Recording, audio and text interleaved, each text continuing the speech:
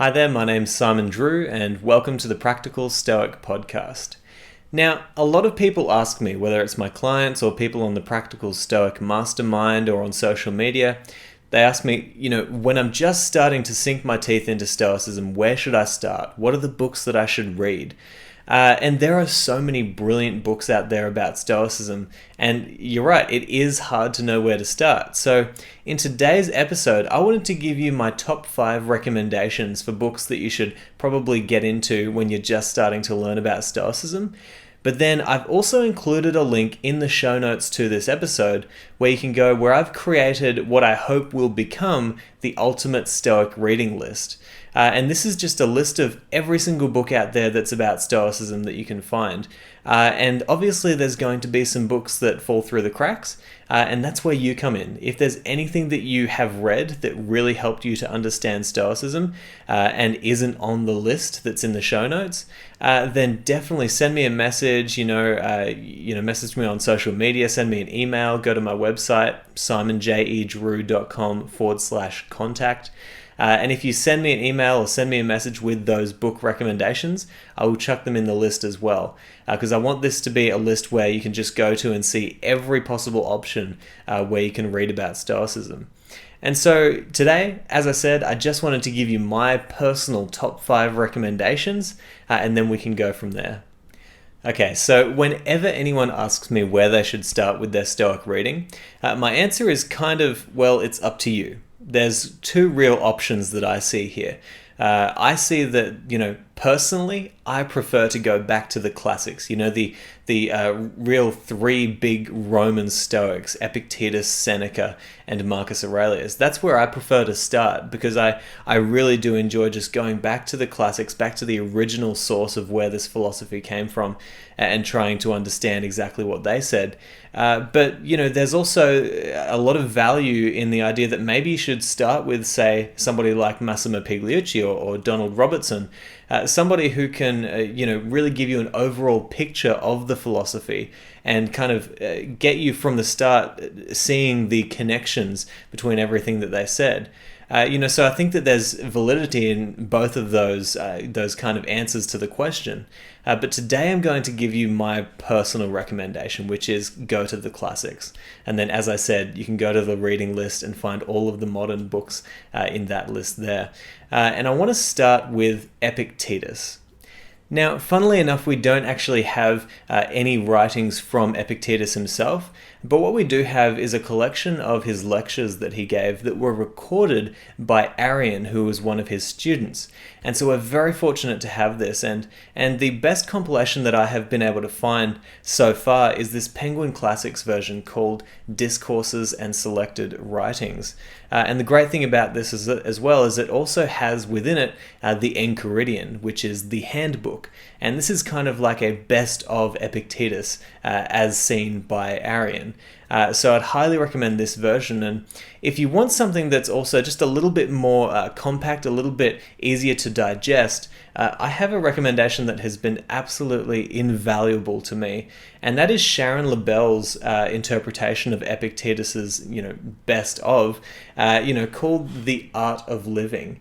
This is an absolutely beautiful compilation of some of the best sayings, the best teachings from Epictetus, put in a really modern and understandable text. And it's such a great book because you can literally turn to any page and you know that you're going to get an incredible bite of wisdom from Epictetus. So these two sources for Epictetus have been absolutely invaluable to me, and so I'd highly recommend them. And moving on to Marcus Aurelius. Now, what we have from Marcus Aurelius is actually a deeply personal piece of literature, and it's called the Meditations. And this is actually Marcus Aurelius's personal journal entries to himself, and it was never intended for publication. This was literally just him trying to figure out how to live a good life despite all of the craziness of his life as the emperor of the known world. And so you almost feel guilty for reading it. It's like, this wasn't meant for me to read it. But because it's so deeply personal, we get a really honest representation of what Stoicism was to Marcus Aurelius. And the best possible version that I've ever come across that is so easily digestible and really translated so beautifully by Gregory Hayes is this modern library version. So I'd highly recommend this one. I've read it multiple times, and every time I read it, I get something new out of it. And it's just such a beautiful translation of really incredible writings. So that's my recommendation for Marcus Aurelius.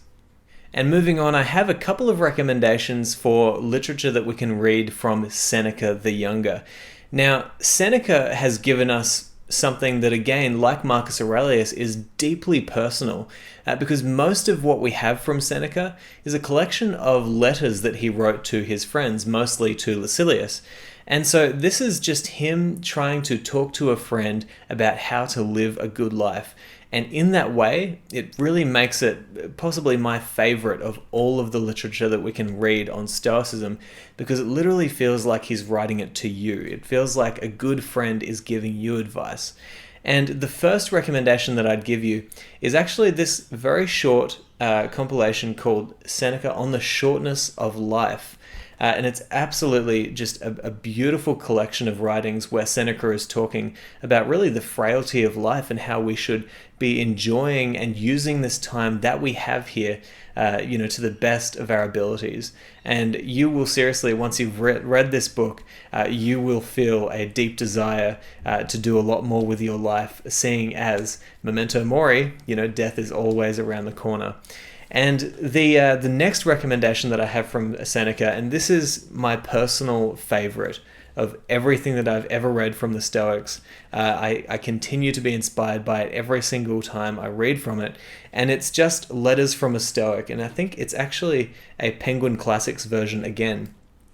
And this has just been such a companion to me throughout my whole Stoic journey, learning about this. This is such a beautiful collection of letters to Lucilius, just about how to live a good life. And there's so much value in these writings and these letters. And so that's my ultimate recommendation. And I actually got that recommendation from Tim Ferriss, who said that was his personal favorite book. And when I read it, I completely understood why. So there you have it. Those are my kind of top 5 recommendations for, if you'd like to go back to the absolute classics, the original source of the kind of Roman idea of Stoicism. So just to recap, we've got the Penguin Classics, Epictetus, Discourses, and Selected Writings. We've got The Art of Living, which is a collection of Epictetus's best sayings as translated by Sharon Lebell.